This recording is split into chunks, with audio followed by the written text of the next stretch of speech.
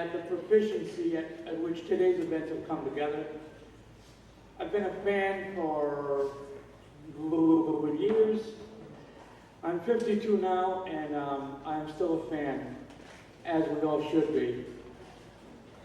Earlier this morning, I was greeting the wrestling superstars that we've all come to love, respect, and cherish forever, because if there's just one thing that we all share, it's the love for professional wrestling.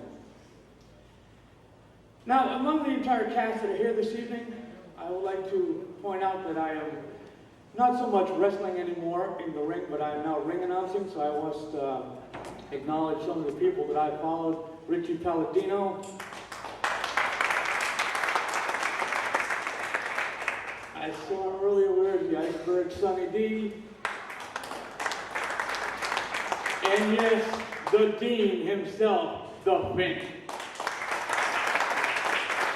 This is the man who gave us the phrase, and new champion.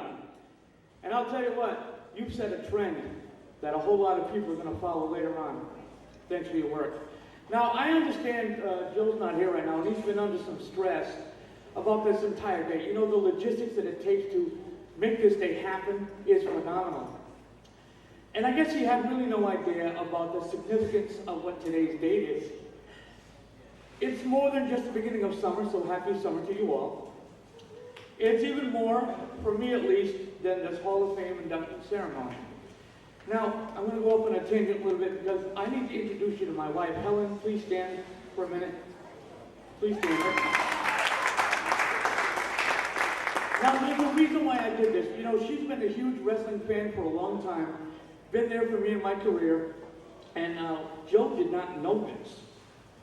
But she's been a trooper, being at my matches, saying hello to the fans. Today's our wedding anniversary. All right.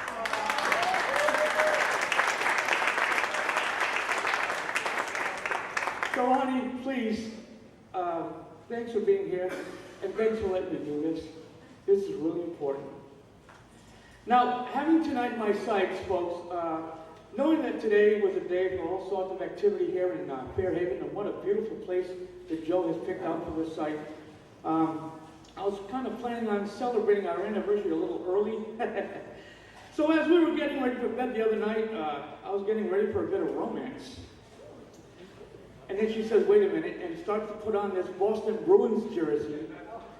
Now, Richie, I know you know this. Who's that guy that's in gold? The guy with the really weird name, number 40. Tukaras, that's him? Now, I'm thinking, why in the world is she putting on a Boston Bruins jersey when I'm getting... And then just as I said that, it came to my mind that I realized it was her way of letting me know I was like the Chicago Blackhawks and you sure ain't going to score tonight.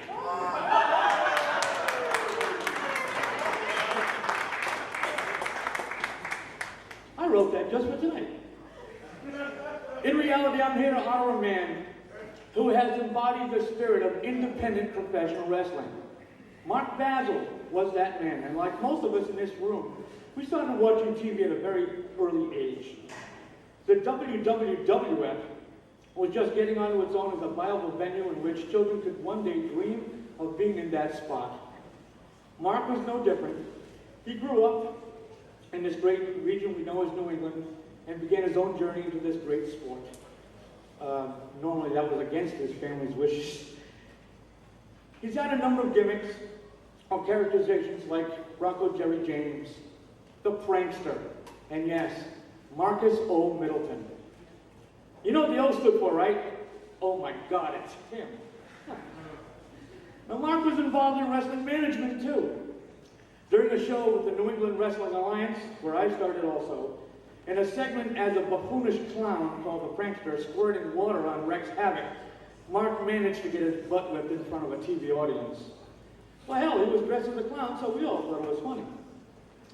In all honesty, Mark went on to be the commissioner for Mr. Bruin's Hardcore Wrestling Federation in Seekonk, Mass.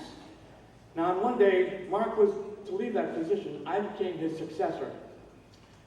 And he didn't really want that because he knew I was out of control at the time. In fact, I saw Joe sent me a video on Facebook just a few weeks ago of that video where I became the new commissioner, and Mark specifically told me, do not reach for my glasses.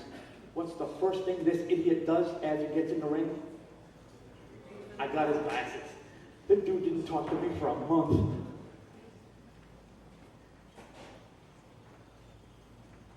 On March 23rd of last year, it was a Friday, I was getting ready to do a show with Mr. Blackheart and Showcase Pro Wrestling in a People's Choice Battle Royal match in North Attleboro, Mass.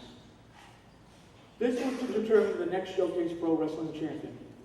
The show began with a 10-bell salute, and being in the back room, I couldn't hear who it was for. When Chris told me that it was for Mark, because he passed away from a heart attack earlier that day, I became numb. I couldn't do the show because of my respect for Mark. And the news was really sudden, too. Mark and I had actually planned to meet for lunch the following day to discuss his desire to go to Johnson & Wales Culinary Arts Program, something that I had done some 30 years before. Mark was a family man who loved music, who loved wrestling, who loved cooking, and yes, his family. On Saturday, September 21st of this year, we will honor Mark's memory with an APCW show involving a lot of people Mark worked with. I am honored to be in that show. But now I'm more honored to induct Marcus O. Middleton in the New England Pro Wrestling Hall of Fame. And tonight, ladies and gentlemen, accepting this honor from Mark is his sister Lisa, his nephew Anthony, his girlfriend Karen, another family member, and his longtime buddy Dan Harvey.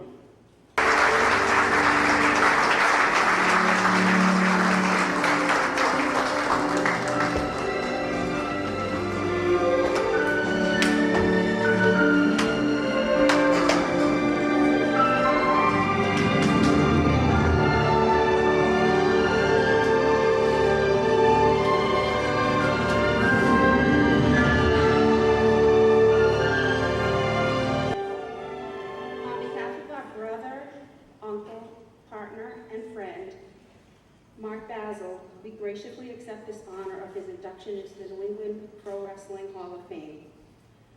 Growing up, we always knew that my brother was into wrestling, but had no idea to what extent until after his passing. When he suddenly left us, my family and I were completely blown away by the love and support his wrestling family showed us. It has become clear in the weeks and months since that he had a second family here, and we now understand how much he loved and respected this sport. My family and I thank you for this distinguished honor, and we continue to be very proud of Mark and all he accomplished in his short 42 years. Mark, we miss you and love you every day. Thank you.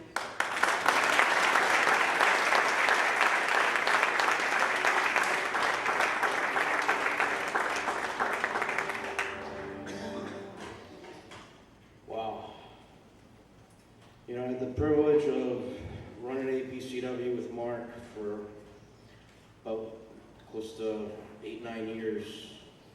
I remember sitting in CCOM when Joe was just starting out the Hall of Fame. He would look at me and say, Dan, I was never good enough in my career to be here.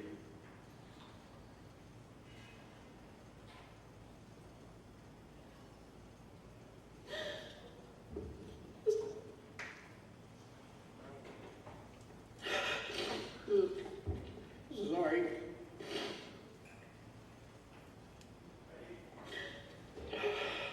Mark, you made it.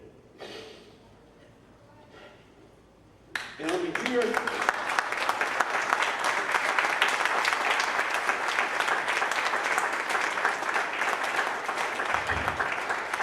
I'm happy to have accepted this award on his behalf.